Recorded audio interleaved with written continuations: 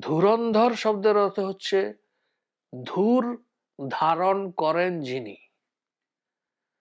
ধূর মানে হচ্ছে ভার, আমরা যাকে ওজন বলি, ভর ইত্যাদি। যদিও আবার পদার্থবিজ্ঞানের ভাষায় চলে গেলে ভর এবং ভারের মধ্যে অনেক পার্থক্য রয়েছে।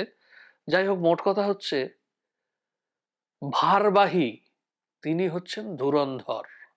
ভার মানে সবসময় যে বস্তুর ভার তেমন নয়, দায়িত্ব এক প্রকার ভার।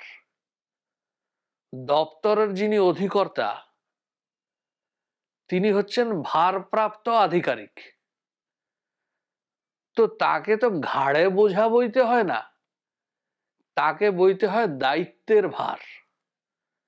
এই দায়িত্বের ভার যিনি বহন করতে অত্যন্ত কুশলী তাকেও ধুরন্ধর বলা যায়।